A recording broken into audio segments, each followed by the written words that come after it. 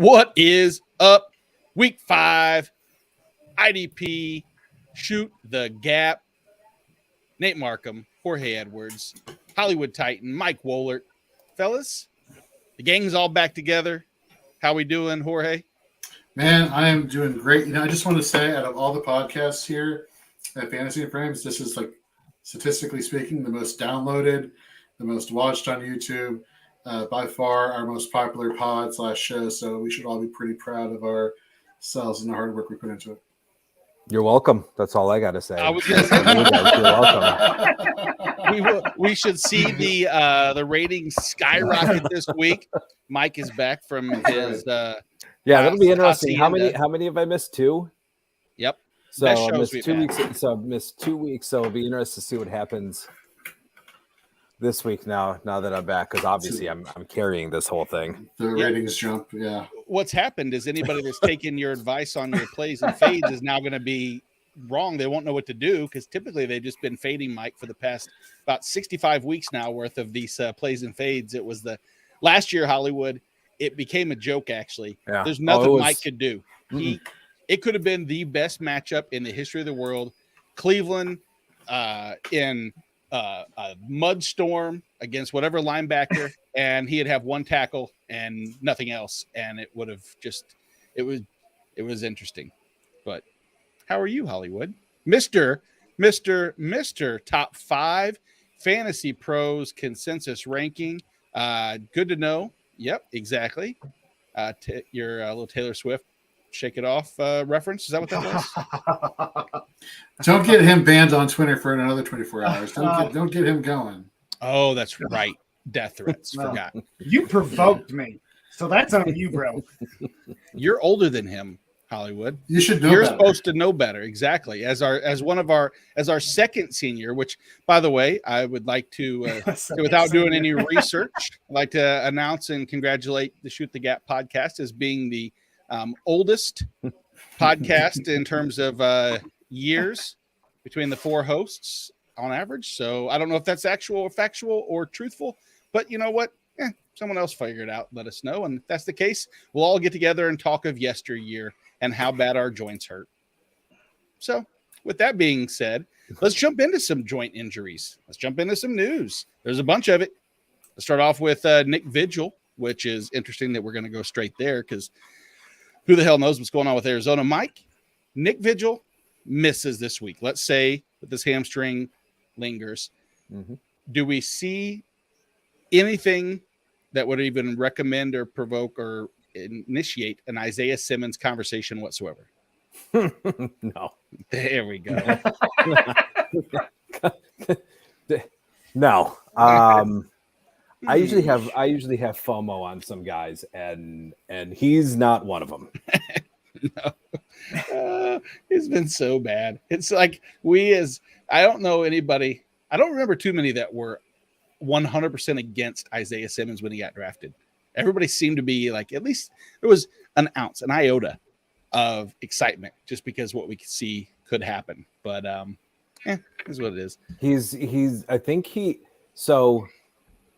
He looked, and it's not hard for anybody to look bad against KC, but I think he played like 14 snaps and then he graded well, but then I think he played more and then his grade. So I think it's just like, you know what, we're just going to keep you on the field for we should just keep on the field for like 10 snaps and then just, get in and get out. It's like Costanza when he tells a joke at Kruger. He's like, yep, I'm out. See you later, everybody. Exactly. That's it for me. That, he makes one good play and then that's it. Just get him out.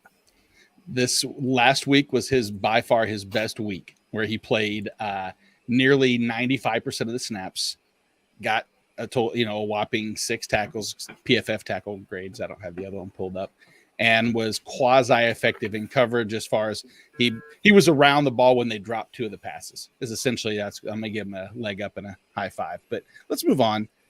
Jeremy Chin hurts my heart, breaks my soul, blah blah blah. Went on the IR today. What we've seen already is Hollywood. They were switching around box snaps, kind of back and forth. What do you make of that Carolina secondary? Yeah, tough loss for him, right? that's a big blow to their team. So I think, that's going to show an uptick for Xavier Woods, right? I mean, he was already between him and Chin, he was the better of the two options. So I think with Chin out, he gets an uptick here. So that's, now who fills in for him will be the question. Exactly. And we'll talk about that in a little bit. There's speculation of who may step in, who did step in, if there's anybody worth rostering in that situation. We'll circle back to that. Myles Garrett, Jadeveon Clowney, both appear to be on pace to play this week. Jorge, it's all systems go for Myles Garrett, but for the most part, was Jadeveon Clowney before the injury, and Mike, you know this, was having statistically his best start from pass rush production probably in quite some time. Was that a sign of something to come, Jorge, you think? Yeah, I don't know. I always think of Jadeveon Clowney as a run stopper defensive end. I don't really consider him – I wouldn't take years and years of, information of him being good at something or not being good at something and just take like a couple week sample size and extrapolate that out. Now, it is interesting he didn't practice today. It's going to be interesting whether or not he practices tomorrow or Friday going into this matchup versus the Chargers. Getting Garrett back, though, that is going to be pretty awesome. I thought it was going to be a really awesome matchup until I saw how well Jamari Salyer, here we go, I can read, played at left tackle for the Chargers last week. Not that that's any reason to fade Myles Garrett, but that is, I don't know. I don't know whether or not I'd go all in on Myles Garrett this week as a top 5 defensive end, or defensive lineman. But I was surprised by how Salyer played last week. Nice. Filling in for Rashawn Slater is always a drop off to consider, no matter what. But it's nice Herbert needs all the protection. If there's ever a time to step up, is when your quarterback's one bad hit away from being on the sideline, having to see the doctor and getting lung punctured, and hopefully not. Mike, got a question for you. Jaron Kearse is returning or close to returning. Donovan Wilson in his absence has been nothing short of phenomenal.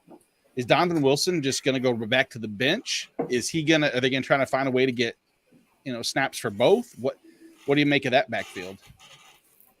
Probably one of those things where we'll see what happens on game day. But if I recall, just kind of looking back at Wilson snaps when I was looking him up and writing him, I think they were playing very similar roles when Kearse was on the field. So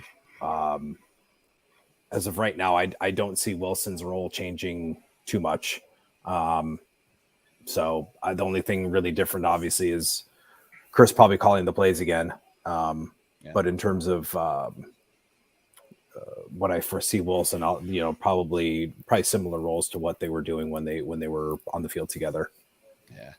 He's been wonderful. Jorge, don't you dare slander his name anymore going forward. Donovan Wilson is a bay, as they say. Bay is a slang for like a boyfriend or a girlfriend. Are we too old to use that term, though? I don't care. I'd never want to use that term. I think it just is. It sounds horrible. Coming from me, coming out of our mouth, all of our mouths. I say sometimes, man, that is fire, and my wife cringes. She's like, never say that again. Yeah, my kids are like, Dad, no, stop, don't say fire, don't say dip, don't say any of that ever again. Yeah. Which I think that I'm figuring this out now as we get to this age that our parents wanted to use so many terms that we as kids thought were cool, and then when they said it, they got the same reaction we're getting, and it's like, you know what? I don't care. I'm not going to lose any sleep not saying the word fire or I don't even know other words. They just lose my brain. So now I just go to simple old man terms and stick with that. And it's fine.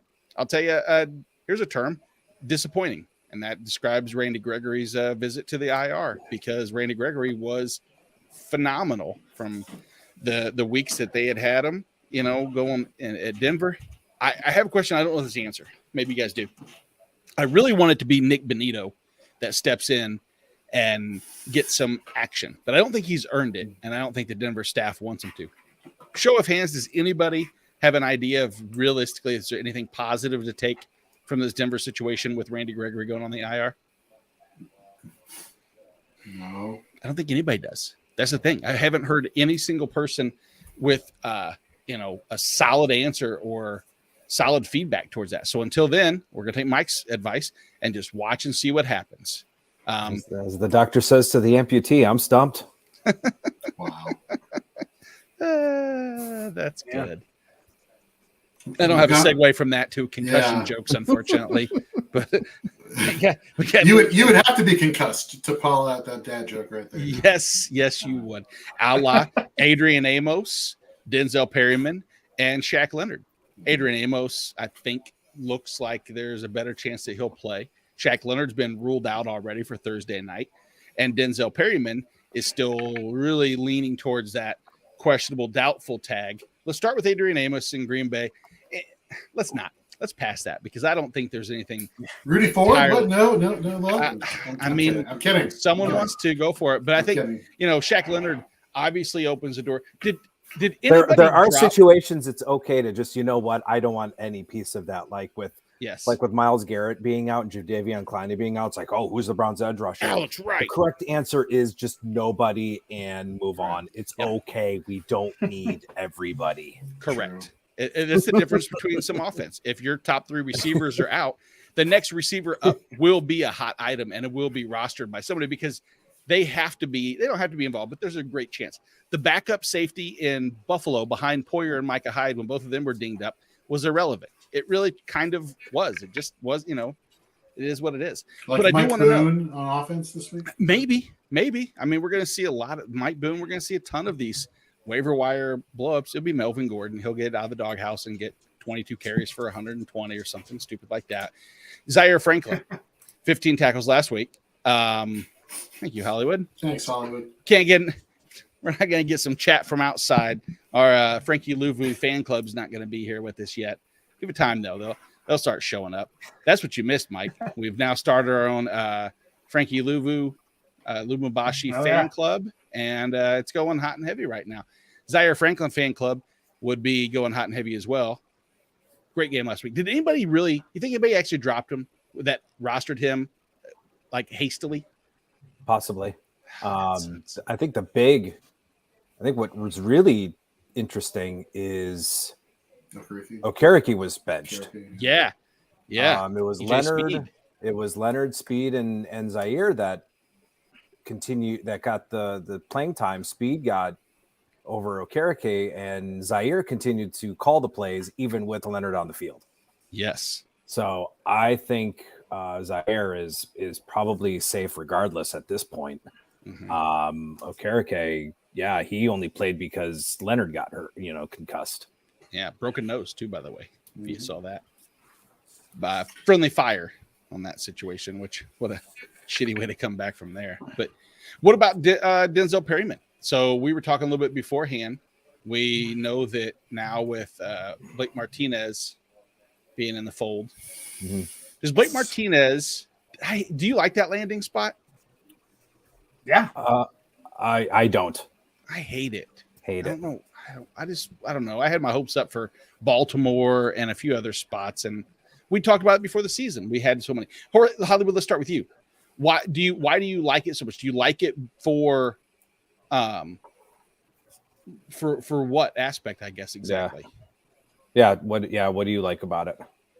Yeah, you big dummy. Tell us. I'm not going to go that far. Jesus Christ. Damn. It's bad with Mike's like, Jesus, take it easy. I know, exactly. Man. Hollywood attacks me. Markham is Polish for dummies, so you know what? You better just cut it. There's the mic we've missed. There's the mic we've missed. There we go. I'm Polish. Oh, that was great. Good way to circumvent that question, huh? I can't even with that. He's like, I can't even bypass it. But yeah, I mean, Jorge, you indifferent about the landing spot? I just don't like.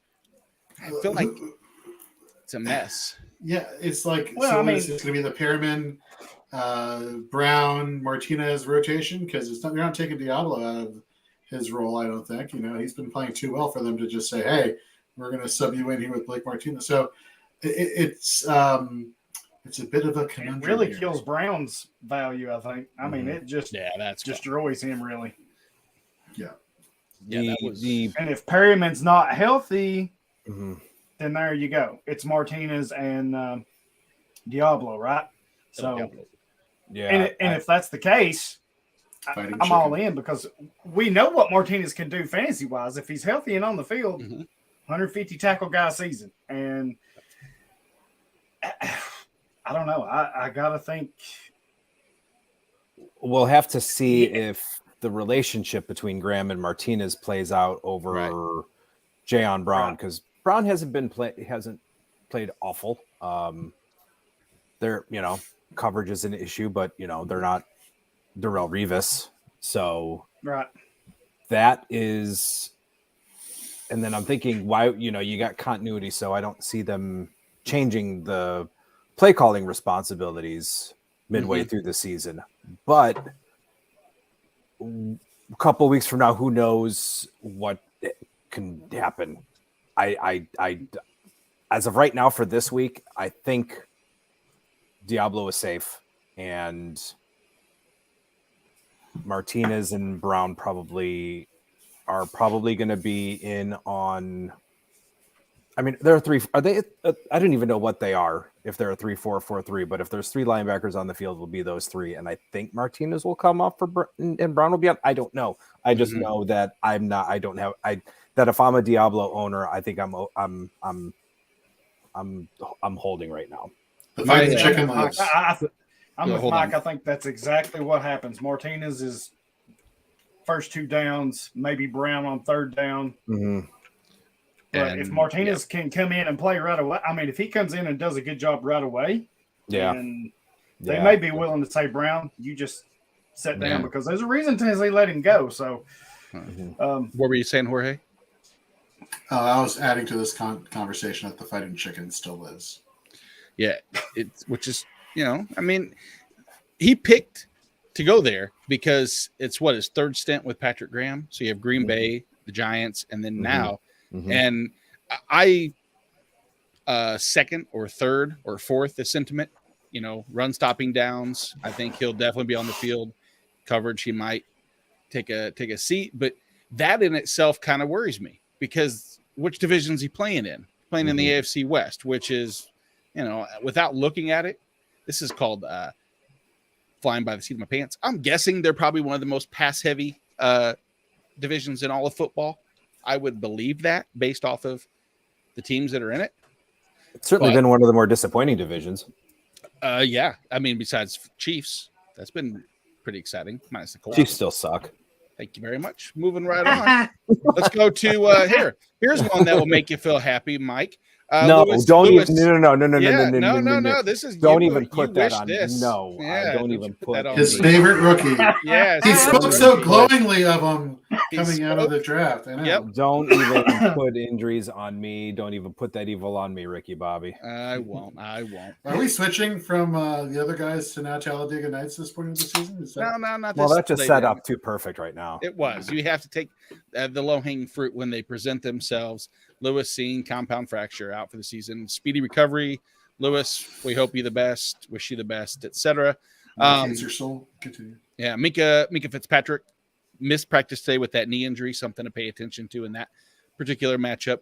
Cameron Hayward, who came out of last week's game with ankle and elbow issues, did get in limited, so he looks like he's on pace to play. Logan Ryan had a foot injury that cost him a little bit. We saw Keanu Neal step in and play a lot more snaps this past week. Revenge game. There you go. I was getting ready to say, is this a situation that if Logan Ryan's out, is Keanu Neal ever one of those sneaky play, kind of safety plays that he'll just be in the box the entire time, or is it too far gone for that to even be in the old brain? There's only one safety I want on that team, and that's my namesake, and that's about it. Antoine Winfield. Exactly. How'd you know? Perfect. Because that's the only there's Mike Edwards has been phenomenal. There's no doubt about that. Yep. That is the truth. And then just a quick comment. The Yes. whole Lewis Seen leg injury. I know it wasn't quite as gruesome, but every time I see a real bad leg injury or something like that, I immediately, dating myself here, I immediately think back to the Raiders and running back Napoleon Kaufman when his knee went the other way. If y'all remember that. Yep, I do. Mike, every time I see a leg injury, that's the first thing I think of. When Mike sees it, it goes back to Joe Theismann. So we have all through the years of each person. Jorge, that reminds you of anybody? I don't want it to remind me of anybody. Nope. Exactly. Oh, No. I'm sorry. I don't know how this works. No. Did it with the other hand too, like he's back in Spain. He's driving on the left side of the road, and that's only in the UK. I think it's that's not Spain. Oh, it's really not really. Mm-mm. Oh, in the UK. No. Gotcha. Okay. Nope. And then last but not least, as far as the news goes, Joe Schobert signs with the Titans, steps in, plays, I would say good snaps as far as he had a 21% tackle rate. It was, I would say, an effective first start. Mike, you and I kind of chatted about this a little bit about his play there. Does any one of you three think that there's a pathway for him to see 70+% of the snaps, or is it going to strictly probably be a rotation? Hollywood, I'll start with you since it's your team. I think the opportunity's there because this whole linebacking thing in Tennessee is a freaking mess. It's a mess. You know, they wanted to roll with David Long and Zach Cunningham. I think that's where they really wanted to go with those two linebackers. They really like Dylan Cole as a backup. Mm-hmm. And then Cunningham's out last week, and they had signed Schobert, and I think with the injury that allowed them to elevate him to the main roster, and he comes in and gets 6 tackles, I think, last week. So none of them has really been standing out. They've been solid, but I think it's kind of like the whole Martinez thing, right? They're kind of one and the same a little bit. If he can come in and do what he's done in the past, I think he carves out a role somewhere. Now the question is it Cunningham or Long that takes the hit? So yeah. Well, I don't think it would be Long. I mean, Long is our play caller. Right. Well, I wouldn't think so either, but so I think it's Cunningham, especially if he's still nicked up and banged up or whatever. Mm-hmm. They do like Dylan Cole, and he played well, right? Vrabel. Yeah, PFF Vrabel's graded him weird. 4th. PFF graded him 4th. I don't want to say weird, but he likes his guys. If he likes you, you're good. I guess it kind of goes back to Belichick, right? Same thing. If you're his guy, he's going to stick with you. So, and Cole's not bad coming from Houston. He's just kind of been a backup for most of his career. So, I don't know. I like Schobert. If he can come in and produce, then I think he can find a way there. Yeah, I mean, hell, this 94 PFF grade says that the rust got off rather quickly to start off in a matchup. Now it's concerning that he signed with Denver and then they cut him, right? That's the thing that kind of pops out. Well, I mean, I guess you could see that because Jewel came back. So if Jewel was probably going to be out for an extended period of time, there might have been Jonas come back too. Yeah, right. So, Schobert only played. I guess my concern with Schobert is the 37% of the snaps played mostly first and second downs. So Cole was on the higher end of the rotation. So, right. And I guess that. So I like you said. Who knows if they're playing close? I think they're just going to keep it as is. There's no chance, no point in rocking the boat if they're both playing well, given their roles. Yeah, and that's maybe I hate to keep doing watch it, but that's one of the things is if you know what to watch for, it makes identifying trends a lot easier. And watching to see the rotation at linebacker is something that will make our lives easier. Understanding if the pathway is, kind of like this next segment that we do, is it money or is it a mirage? Before but before we do that, our friend Detroit Beastie had posted on Twitter, and I wanted to get you guys' opinion about this. He has to make a decision without knowing the exact scoring metrics. I believe it's probably a tackle heavy league, like we just kind of always default to. He has to choose between Michael Walker or Pete Werner. If you had to choose one, Mike, which one do you want to go? Michael Walker or Pete Werner? I'm going Werner. Seattle's allowed 10 plus tackles in consecutive games to inside linebackers, and they're allowing 21 tackles a game to the linebacker position. Walker is startable. I mean, he's a 100% guy, so but I think he has a bit of a tougher matchup. The Buccaneers are I think, as through at least 4 games, still kind of a small sample size, but we've hit that quarter point though. But Tampa Bay is allowing the 6th least amount of points to the linebacker position, so a little bit of a concern. So I'm not expecting a blow up week, which means 16 tackles incoming. But that's just my reasoning. So I still got Werner. That's fair. Hollywood, Werner or Walker? I'm going to let you two go ahead because I've already kind of talked to Beastie and DMs about this earlier. So I'm interested to hear what everybody else's thoughts is before I chime in here. Oh, very good. Jorge, do you have an opinion on this? We kind of chatted a little bit earlier. Yeah, I'm going to go Walker in this matchup. I look at the running back situation for both teams, and assuming that Rashad Penny is active, this guy is probably one of the top-rated elusive running backs in all of the NFL.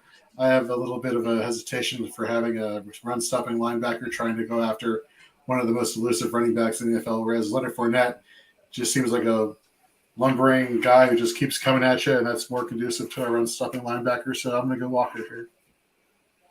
Interesting. So I get the tiebreaker as far as that's concerned, which is always fun. And the one area that I kind of look at is the addition of bringing Chris Godwin back. Shockingly enough, that kept Tom Brady, as far as the passing volume, short to intermediate and over the middle. That's where Godwin saw 6 of his targets over the middle at about the 6-yard mark, which, if I'm going to lean one way, that it pushes me that direction.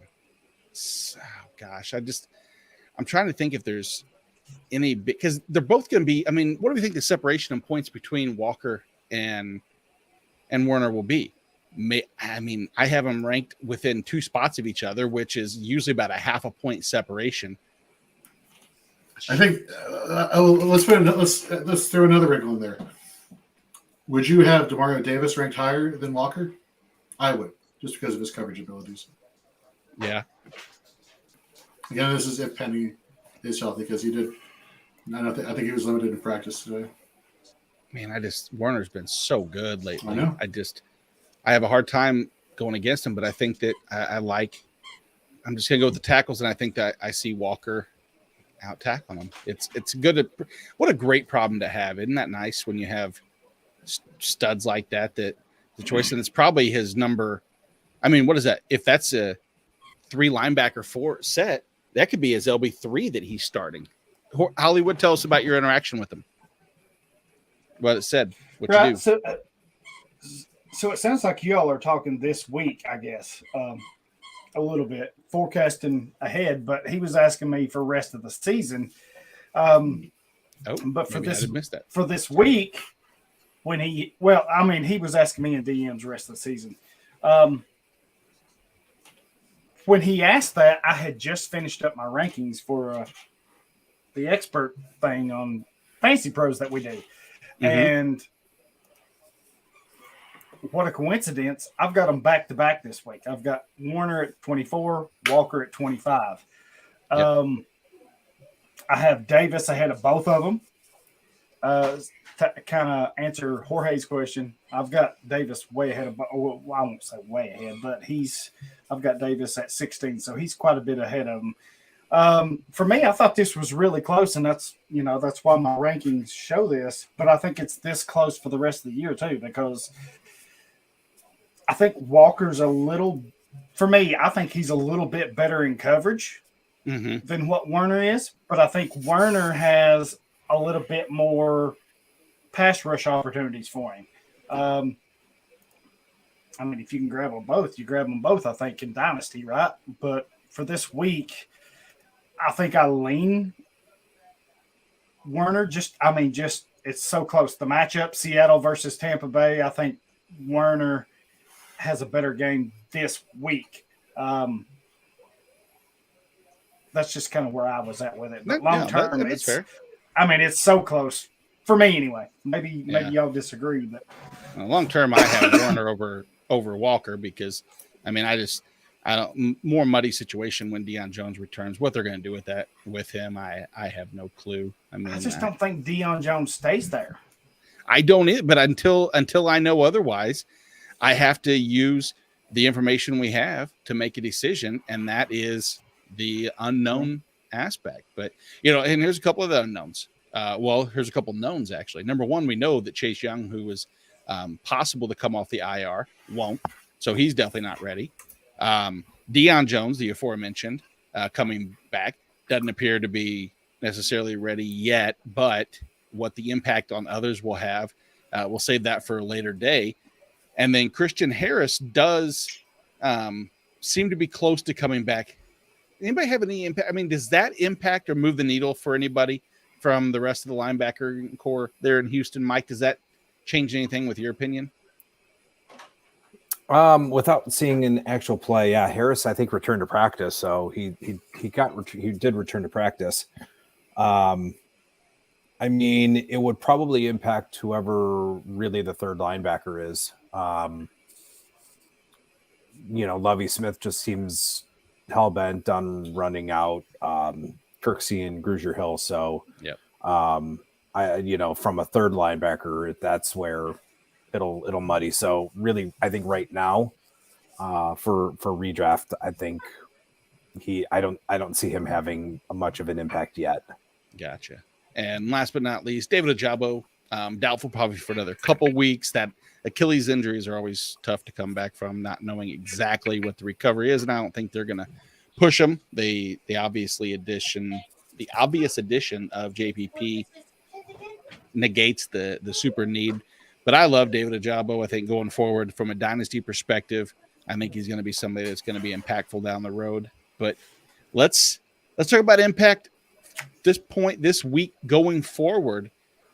In one of our favorite segments, one of my favorite segments, don't care if it's one of your favorites or not, we're still doing it. And it's Money or Mirage, where we take a look at this week's free agent pickups, or at least waiver wire gems, darlings, or potential gems. And we see if they're going to be money for us in this week going forward, or if they're just a mirage. And last week, take a look at some results. Dietrich Wise, from a positive standpoint, he did play 88% of the snaps, which was a pretty hefty amount. Only led to 2 pressures, 5 tackles, but the playing was valuable. So I'm not going to say it was money, but it was nice to see.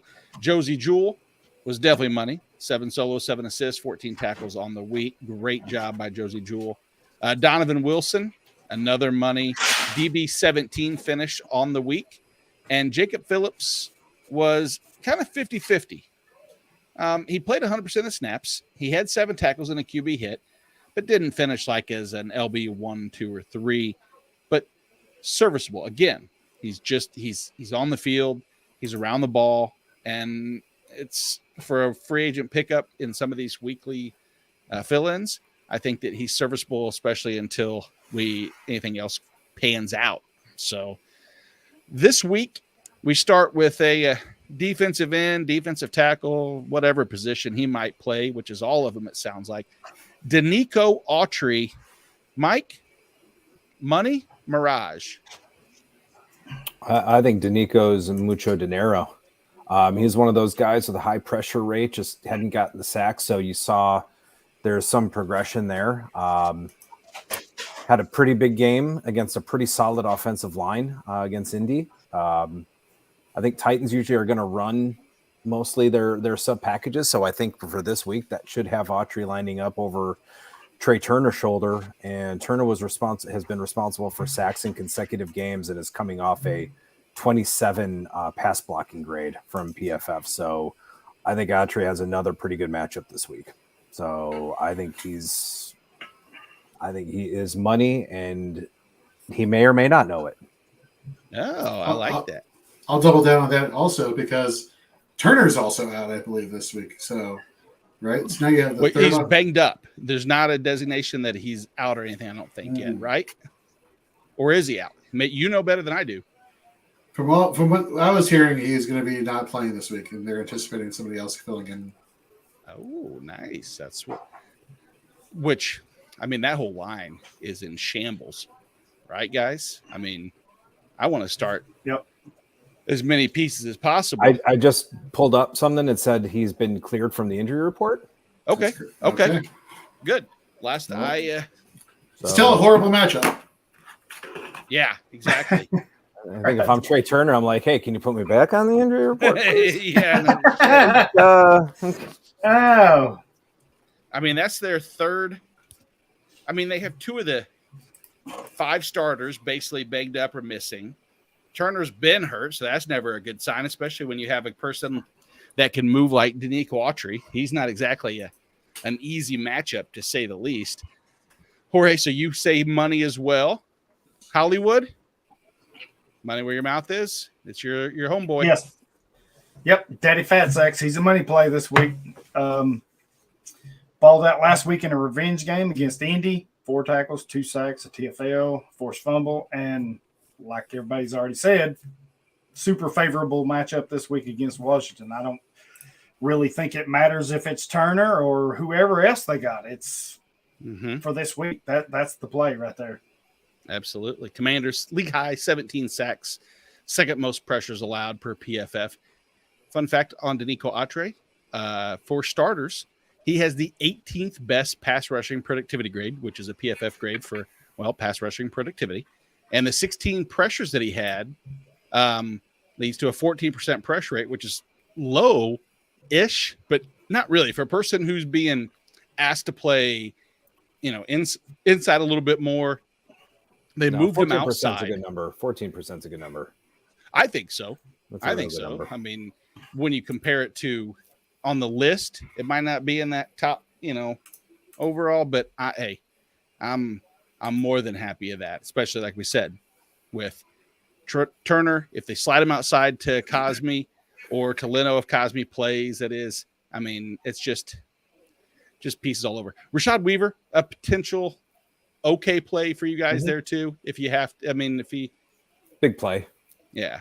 He's got 4 sacks, so that's what I'm kind of thinking there too. Protection, exactly. That's all you really need. All right, next one is out of Baltimore, Odafe Owe or Jason Owe, depending upon which whoever, how close you guys are friends. That is tricky because he's not as readily available, but he is available in some leagues. So. Jorge, money, Mirage. I think the folks should go over to fantasyandframes.com and read your IDP waiver wire article to read more about Owe here than me just spoiling it for everybody. I like what you did there. But Mike, I'll get your opinion because you might not have had a chance to read it, or you're still converting back to English from Espanol, I'm sure, from all those. Mi equipaje es en el baño de la biblioteca, so I see. Yo estoy muy embarazado, which means I am very pregnant, in case you didn't know that. Embarazado is pregnant. We learned that the fun way by making fun of a girl in high school who kept saying... Well, congratulations. You're making fun of pregnant girls in high school? What the hell? No, embarrassed girls in high school. Oh, embarrassed pregnant girls in high school? She didn't know she was... she thought she was just embarrassed. Little did she know, in Spanish class, she was actually saying she's pregnant. And everybody made fun of her. And who knows where she's at now? That's a lot less horrible than I was implying. So. That's okay. You're fine. It's not as horrible as that Washington logo that they have to sport. You mean the W? The W logo? Yeah. Yes, exactly. It's so that looks like 2 V's. All right, Mike. Taylor Swift's got your 2 V's, right? Money, Mirage, what do you got? I mean, you got to like he was on the field for pretty much all the snaps last week. He's got an 86% usage rate. So, I mean, you got to like that. And then, with JPB brought in, you've got what looks to be a pretty decent pass rush duo. Got like the matchup, right? Yeah. Cincinnati's offensive line, which apparently fixed. Yeah. But I don't know. I think they were using some sort of infomercial duct tape. Exactly. Whatever that stuff is. What is that? Flex Seal. The Flex Seal. Yeah, I think they're using Flex Seal or Flex Seal. Fix this boat. Magic tack or whatever this stuff is that is not working. No, it is definitely not. They went to Shark Tank. They would not get picked up for their fix-a-flat and or fix-a-hole that they have. Hollywood, what do you think? Money? Mirage? Odafe Owe. I think this week he's money, right? Played really well last week versus Buffalo. The matchup this week, like you said, versus Cincy. I'll be surprised if Joe Burrow don't get killed at some point this year with that O-line, but he's a money play. Snap count has been trending up slightly. All of his tackles have been solos except 3. And I agree with Mike. A healthy and motivated JPP will help alleviate the pressure off of Owe and free him up for some more opportunities, I think. Yeah, and, bringing JPP in, we had questions about that last week. We didn't know exactly just what type of snap share he was going to see without Justin Houston there and if he was going to fill in. And we saw more than I think I had expected from a snap percentage as well as a production percentage. JPP is available on the wire. You pick him up. He a money or a Mirage play for you guys this week? Mirage. Mirage to Jorge. Hollywood, money or Mirage for JPP? This week only against Cincy. This week only, I think it's a little bit of a money play, right? He's healthy. I mean, last year he kind of got nunked last year because he had a down year. If you're looking at numbers, but he played with a shoulder injury that just freaking hampered him all year. And before that, he was a 9.5 sack guy. He had 8.5 sacks or more each season from 2017 to 20. So if he's healthy and that shoulder's not bothering him, I think he can hit that mark again. And if he's that type of player, that helps Owe. But yeah, I like the matchup this week against Cincinnati. I think Calais Campbell's improved play this year's probably going to pay some dividends as well. He's seems to be having a resurgence, if you want to call it that. Mike, we talked earlier about Joe Schobert and his involvement with Tennessee, but if people are picking him up quickly for the name recognition and the potential for more, should they invest or should they be leery that it's a Mirage? Pocket change? I don't know. Fair. Maybe more that's of technically money, but okay. More of a Mirage. I think it's like dreaming you won a bag of cash and only you found maybe a few singles in your pocket. Damn it. I mean, he graded well, but again, 37% of the snaps, 37% of snaps for second down and 3 linebacker sets. Yeah. Production is great in that week, but 37% of the snaps, if he's going to play 40, 45, 50, I mean, half the game he's on the bench. So his production is going to be inconsistent at best. And I mean, maybe he's a good best ball, but I mean, you can't pick anybody up in best ball. So you probably didn't draft him. So you're kind of screwed in best ball. But, he's going to, he could have a 15-point week and then he could have a 4-point week. And then he has maybe a 13-point week, and it's just maddening trying to figure out which week is it going to be. Yeah, will it be this week, Hollywood, or is it a Mirage for you as well? I don't know. I've got him a Mirage as right now. I mean, kind of like we talked about a few minutes ago. I mean, Long and Cunningham's the starters, but Cunningham was out. They had signed Schobert to the practice squad, so I think that was the writing on the wall when Cunningham was going to be out, that Schobert, when they elevated him from the practice squad, that kind of told you something was up. Like we said, Dylan Cole. So this whole thing's a mess right now. I'm going to say Mirage, but I like Schobert. So, like I said a minute ago, if he can do what he's been doing and keep going with that, down the road it may change to money. But for now, I got to see something and see how this plays out before I can do that. So I'm going to say Mirage. Gotcha. Jorge, we saw in the preseason, we saw at least on the show Hard Knocks, that Malcolm Rodriguez with the Detroit Lions, was a quickly becoming a fan favorite, team favorite, and maybe an IDP fan favorite. Now with 3 straight games of 50-plus snaps and 8-plus tackles, is that enough for you to think that he is money going forward, or still kind of Mirage-like? Yeah, no, he's the LB22 overall in tackles per snap. He has a 71.9 snap percentage. I am all in on Rodrigo, aka Malcolm Rodriguez, this week and going forward. Mike? Yeah, I mean he's grading as I think PFF's 3rd best defender, maybe among Lions, or he's grading very high. And yes, I will refer to PFF grades when they fit my narrative. So yes, exactly. He's only missed on 3 tackles. 2 were just broken. So as opposed to straight up misses.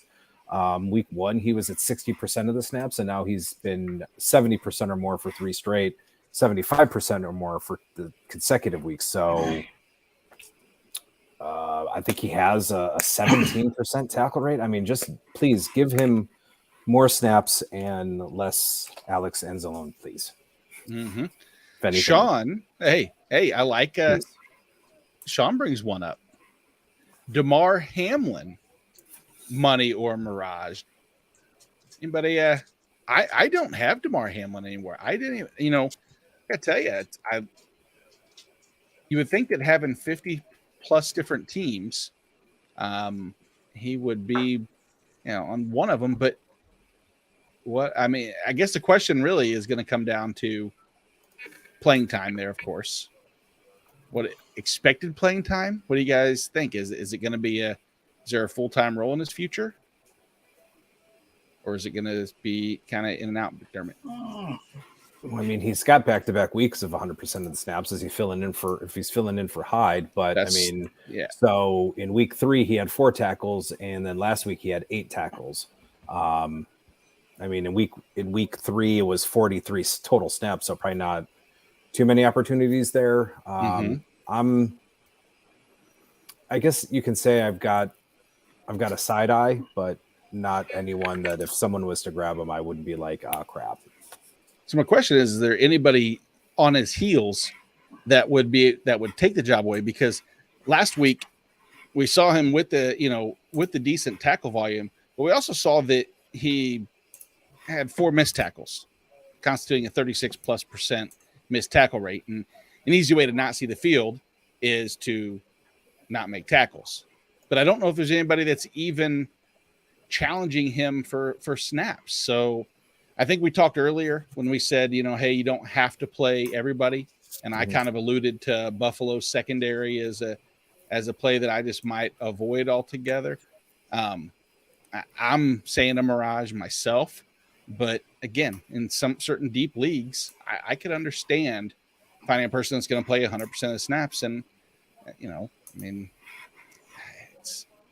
it's not the sexiest, I guess, recommendation for me to give anybody, but we got some money on Malcolm Rodriguez. We got some Mirage on Joe Schobert, pocket change, if we will. We'll go to L'Jarius Sneed. This one I've felt pretty good with from week 1 on as a recommendation from an actual skill set standpoint. This goes against the old, hey, if a cornerback sucks and they should get targeted a lot and can't stop, break up the pass, so maybe they'll make the tackle.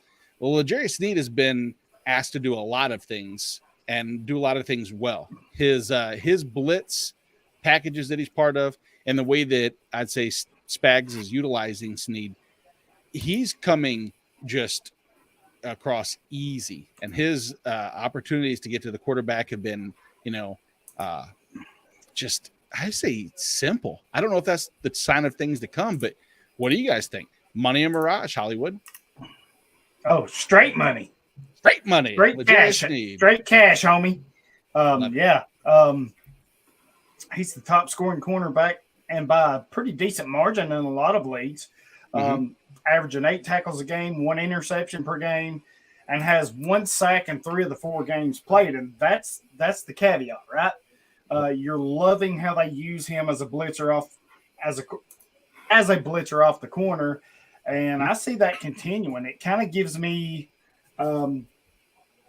flashbacks to Desmond King, his early days with the Chargers, right? They wanted to blitz him off the corner a lot.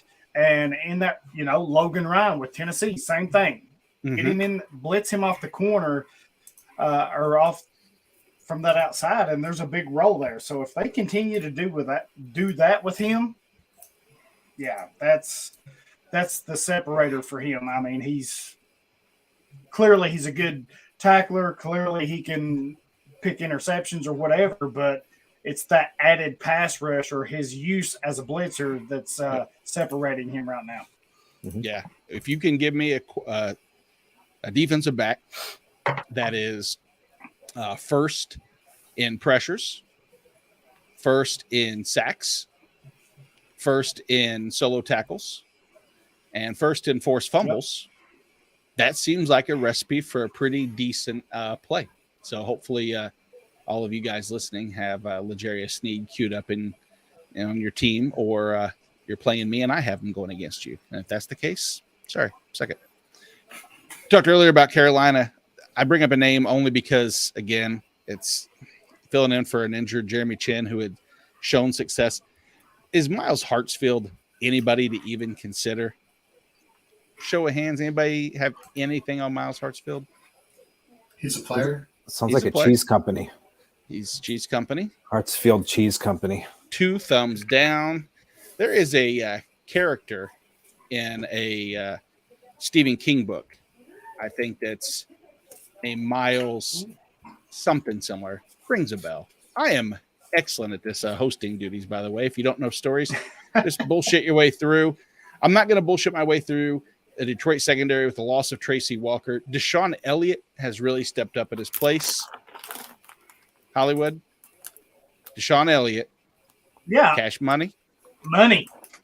He was money before the Walker injury and had a couple years ago with Baltimore as a full-time starter. He was killing it with them, right? So, and I think what he's doing, he's on this year, this is going to be a career year for him. The opportunities to make plays will be there. There's really nobody else on the roster to compete with him or challenge him for that. So, yeah, if you can get Deshaun Elliott, he's probably, I don't know, there's some leagues you can pick him up in, believe it or not. Yeah. So, nice. I think if you get him as a safety 3 option, he's going to outplay that by far. He's probably going to push for a safety 1, tier 1 spot. Perfect. Moving on, we'll go to our plays and fades where we'll pick a player typically outside of the top 12 at each position and give you an opportunity of who we think is going to exceed expectations and who's going to disappoint by expectations. Last week's results had Ernest Jones as a play, which was a miss. He finished as the LB 82, 72% of the snaps, only 5 tackles, no splash plays. Jamin Davis was the fade, which was definitely a hit. He finishes the LB 75 with 2 solo and 3 assists. Julian Love was a miss because he got a concussion and had to leave the game after only 19 snaps. And Minka as a fade was a miss. He finishes a DB 10. The interception that he had on that bad pass was the type of play that Minka, really utilizes to move up the rankings. But Mike, let's start at defensive line. Who's the play of the week that you could recommend? Well, I think you pretty much play everybody from Tennessee, I think. But I really like Jeffrey Simmons. Fantasy Pros has him as their DL 14. I think I have him as my 10. Okay. Let me just make sure that I'm not giving any bad info. Yes, he's my DL 10. He's 8th among interior defensive linemen in pass rushing, according to Pro Football Focus. He's tied with Aaron Donald with total pressures among interior linemen with 16. For an interior lineman, 25% pass rush win rate. That is an elite number for an interior lineman. Should line up over the shoulder of Andrew Norwell, responsible for 2 sacks and 2 QB hits. So I think the entire Washington offensive line could be in for a pretty rough day, as will Carson Wentz. And Jorge is not looking happy, and sure. I wish I had better news, but that is my play. In terms of fade, Robert Quinn on Fantasy Pros, it looks like he's been listed as the DL 15. He's my DL 60. Yowzers. Yes. Not quite sure what the rankers are seeing with Quinn. He's only got 1 sack in the first 4 games and a smattering of tackles. 7% pressure rate with a 12% pass rush win rate. So not only is he not generating pressure, he's not winning his blocks, and that's not a good recipe if you're a pass rusher. And then he matches up with Christian Darrisaw, who's been really, really good. No sacks allowed in 179 pass block snaps. So he is my fade, which then 3 sack game incoming for Robert Quinn, probably. Exactly right. Sorry, Christian Darrisaw. This is your swan song. So if Robert Quinn gets a sack off of Darrisaw, then hats off to him. But I am not recommending Robert Quinn anyway. Absolutely, totally agree. Jorge, let's go to the linebacker position. Give me a play and a fade that you have lined up. Sure. So this breaks my heart, of course, because I'm going to go with the Dallas Cowboy, and I'm talking about Leighton Vander Esch this week, linebacker 36 ECR on Fantasy Pros. So my rankings will actually be updated tomorrow for the Thursday night game, and then throughout the weekend for the rest of the Sunday night slate and Monday Night Football. Here's the thing. Yes, LV allows a 90% catch rate or catch percentage when targeted in coverage, but he only allows people to get 5 yards per reception. So he's not like he's giving up these chunk plays. They may catch the ball while he's in coverage, but he makes the tackles. He's their number 1 run play tackling linebacker with a 0% missed tackle rate. And you look at these Rams running backs, both Henderson and Akers. Henderson is ranked as the 3rd worst elusive running back in the NFL. Cam Akers right behind him with 15.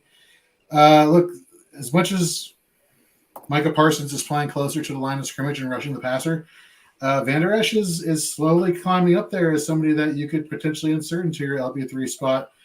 Great matchup this week against the Rams, who apparently their quarterback doesn't know how to throw the ball well anymore. So they have no choice but to lean on the running game, which is great for a run-stopping, tackling machine. As far as my fade goes, I'm sorry, go ahead. Nope. Say who's not in your lineup. So I'm actually going to be kind of low on Divine Diablo this week. And that's because it's the matchup versus the Chiefs versus Clyde Edwards-Helaire. And so at first I wanted to look at his, how good of a running back, he is. He first of all, he's very good, and he's the topic of many conversations when it comes to whether you sell high or you keep riding the productivity. He's the RB18 in elusiveness, but he doesn't fill a traditional role on this offense for somebody who's as high as he is in fantasy points scoring. He doesn't get a lot of attempts. He's not, your every down workhorse. They have like Isaiah Pacheco come in, or I'll have McKinnon come in. So the volume, I think, just for getting to these running backs who are just super elusive, I just think is not in Diablo's favor. So yeah, I'm fading him a little bit this week. Gotcha. I know that you're having to choose somebody that is such a shoot the gap favorite. There'll be more to play into that here in just a little bit, unfortunately. Let's go to defensive back, Hollywood. Who you gonna? I love your play, by the way. I feel like very underrated. So go ahead and tell everybody else. Yeah, it's somebody I was high on coming out of college, right? So my play this week is going to be Andre Cisco. Had the pick 6 last week. And like Jorge, my rankings will be out tomorrow. They're updated. So, but I've got him at DB 18, and he's been flying up the charts. And it's crazy what a difference a year makes, right? And a coaching staff that knows how to utilize you and give you a chance, right? Urban Meyer, just who the hell knows what he was thinking. But Cisco with the talent deficiency they had, Cisco was just too good to not have on the field. And you're seeing that this year 2. He was a big playmaker in college, and it's translating to the NFL. He's a big hitter with elite ball hawk skills. I mean, he'll miss tackles because he's so aggressive, but and he's young, right? So he's still finding the play, but he also benefits from playing behind an attacking front 7 that just allows him to play free. Just lets him be him. You've got Josh Allen and Walker. You've got Lloyd and Olakun down there.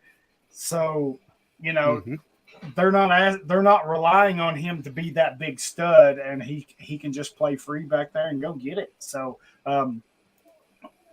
you know, that's – and he's getting 100% of the reps. That's the big thing, right? Yep. Especially in fantasy.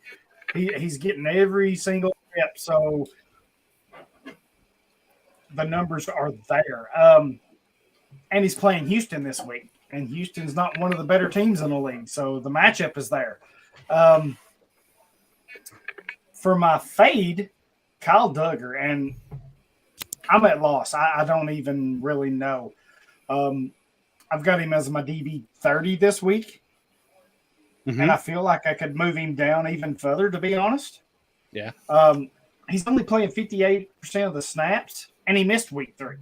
And if you take away week 1 where he played a high snap count, that number is even lower. Now, he has been dealing with a knee injury, but even still, the production's not been there what we saw last year. So I kind of defer to you guys because, like I said, I'm at a loss with him. I don't know. Is it the injury? Is the knee really bothering him that much? Or is there something we're not seeing? I mean, until I can see it, I've got to drop him big time. I got to fade him. Yeah, I got to tell you, I don't know. And going into the season, I think he was one of our consensus top 15, top 12 safeties that I loved. I love the opportunity. Everything he did seemed to fit the mold of what Belichick defense kind of funnels everything, not towards the center, but I mean, he does keep around where more bodies are at. And he was in a good spot to do so. And I haven't seen much of that. Unless one of you guys have a better, more definitive answer for Kyle Duggar's woes, we'll jump on here to the question from Debbie IDP Grind. What's up, everybody? How we doing, fellas? Good to see y'all. What do you guys think is Zaire Franklin long term? So we kind of touched a little bit early on it, and it's ironic you asked this question because for my play of the week is Zaire Franklin, who Fantasy Pros ECR has the LB45. Now, a lot of those rankings were probably pre Shaq Leonard broken nose concussion, not going to play that scenario. But we said even going forward, well, Mike said this and put it so eloquently, and I'll paraphrase. I think Nate is the smartest person I know, and he would tell me that Bobby Okereke, paraphrasing, but big time paraphrasing. Definitely using a lot of creative freedom here. It's okay. That's what the first got the First Amendment. That's what we're supposed to do. Abusive power is how I see it. Abuse of power is what it may be. Yeah, the First Amendment doesn't. This is we're a private organization. There's no government here. I said with all due respect. It doesn't mean you can just say whatever you want. Sure as hell does. Sure as hell does. All due respect is the same as. All due respect is saying the same as bless your little heart. That's the same thing. Heart. Well, that's what they're saying. That's what Frank. Yeah, Reich. in the South, if you hear "bless your heart," that means not what you want it to be. But I worry more with Okereke, and I think our friend Gator's here. Gator, I know that I believe we had conversations about how heavy involved he is in your lineups, and I worry about that. I mean, do we think that we might see with Leonard back, Okereke actually relegated to the bench and Franklin staying in for the majority of the snaps? Mike, is that kind of what you were alluding to earlier? That is what I was seeing all across the Twitterverse, and then when I kind of rewatched some of the game on NFL Plus, yeah. Well, take my glasses off for that one because that hurts because I have Okereke as well. And now maybe I need to start calling him Okereke again. Maybe that's what happened. Maybe he's tell everybody his name's Okereke and everybody's like, you suck. But well, speaking of names, Darius Leonard changed his name to Shaquille. And like our buddy Sean, who's in here, like he said, this wouldn't have happened to Shaquille. All these little mishaps, this wouldn't happen to Darius. No, yeah, exactly. This wouldn't happen to Darius. So Shaquille's a little bit softer, right? Darius the maniac. That's who we want. Ooh, Shaquille versus Darius. His nose would have knocked Zaire Franklin out instead of the opposite, and he'd have still been playing. But so Franklin Leonard started. EJ Speed was who filled in kind of when Okereke got benched, and so it's kind of a mess. And it's I don't know. It's funny. A lot of talk about it, defensive coordinator switch and what the effect has, and is it actually the DC? Was that an improvement? I hate to build narratives on coaching staffs because the players still have to play, but what we've seen is Zaire does look solid going forward, and he's a play for me this week for every reason we've just mentioned. But a fade, and I'm referring more to like a flex IDP spot since I didn't pick any one specific. I guess I'm picking linebackers. Mike, close your earmuffs. No, I am fully aware. I am.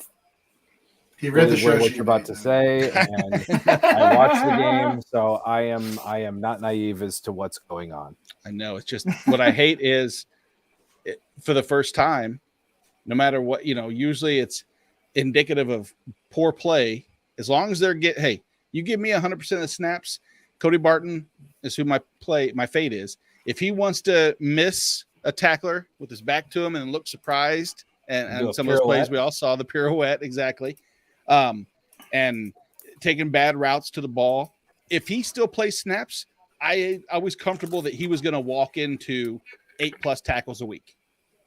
Unfortunately, you ain't doing that if you're going to get benched, and he's not seeing every snap anymore. And he played the fewest percentage of the season this past year, and I worry it's a sign of things to come. Yeah, I got him as LB 39 this week. Yeah, that's not too far. I mean, he's ECR's. I'm as someone who banged the drum. I was Homer Simpson. I was the village crier, walking through. Right.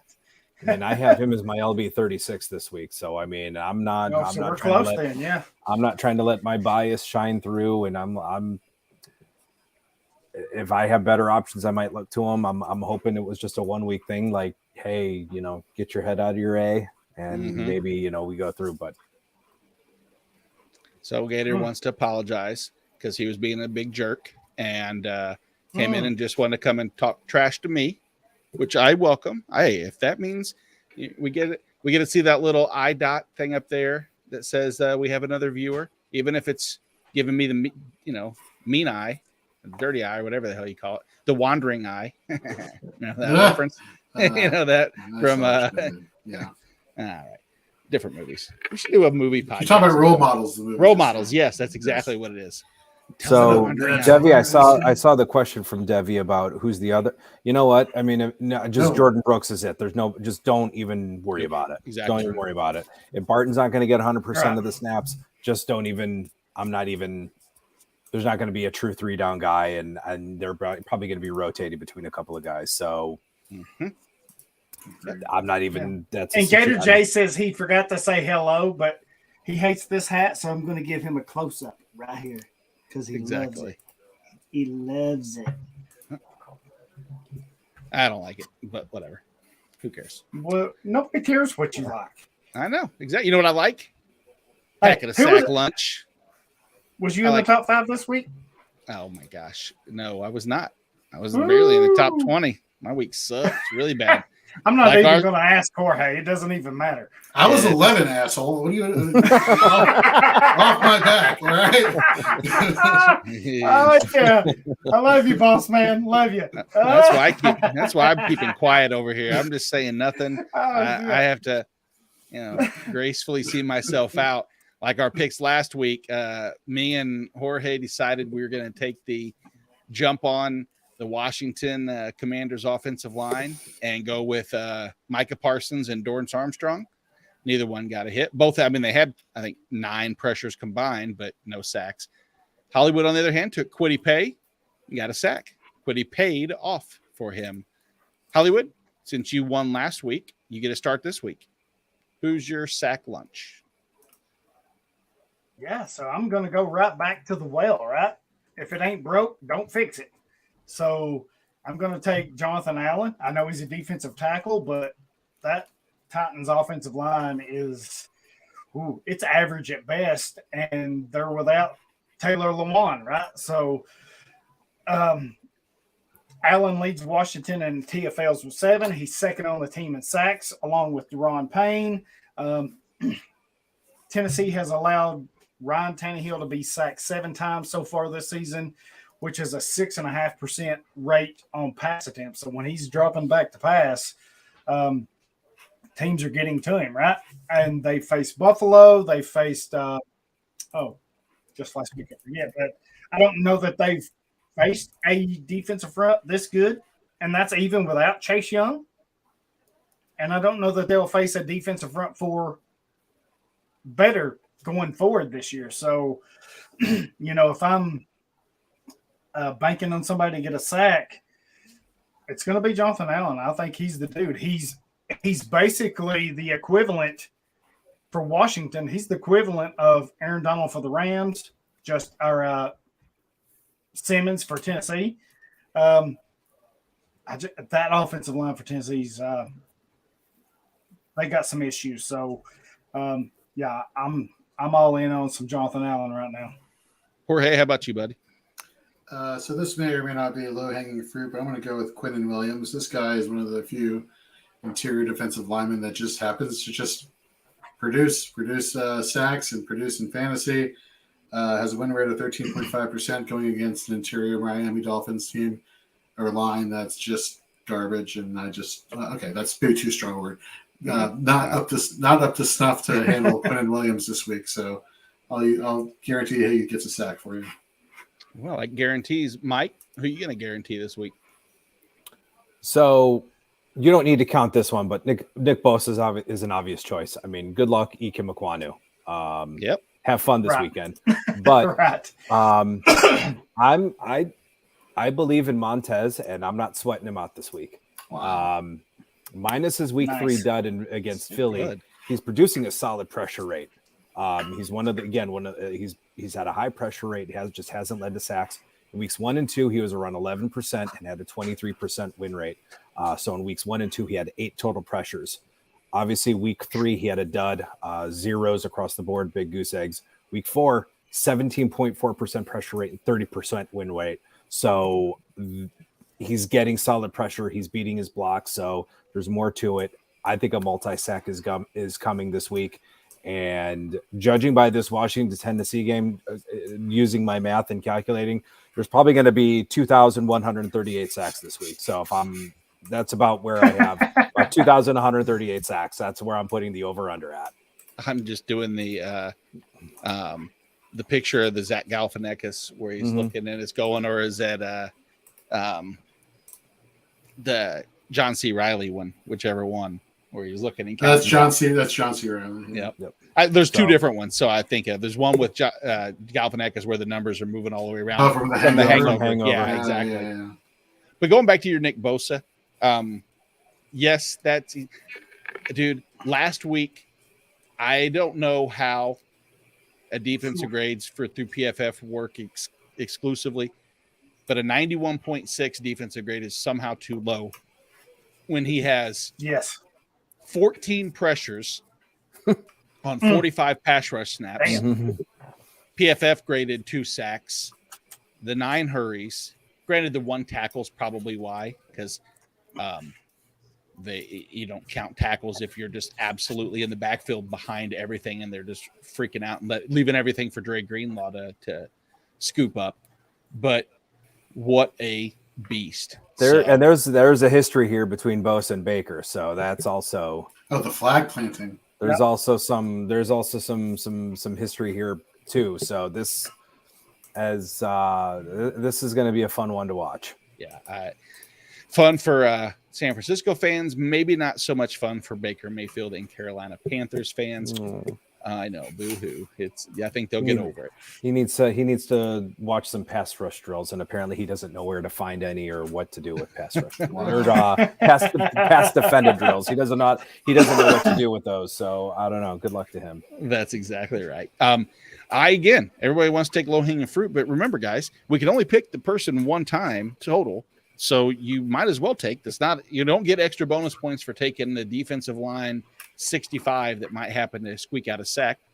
I've chosen to top 12 plays on the week and haven't hit one, so might as well try to go for 3 in a row and talk about Odafe Owe again. He's been the man of the hour, but rightfully so.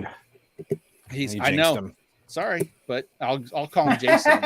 Go back to Jason name, so that way it doesn't affect him as bad. But the matchup is just, it's juicy. And it's honestly, it's not just the matchup. I mean, the signing of JPP isn't just to take the attention away from him as well as even it out. Odafe Owe moved over to the right outside spot in more times than he's played all year because JPP prefers the left side. And in this particular matchup, very advantageous because who's Jason Owe get a lineup? See, let's stay with Jason. That would be Mr. Jonah Williams. And Jonah Williams has an efficiency rating per PFF of 94.9. You would think 94.9 seems pretty good. I got a 94.9 on my math test a couple weeks ago, and that was really good. I got an A+ and I got some ice cream. Well, that ranks 142 out of 151 qualified offensive linemen. So that is not good.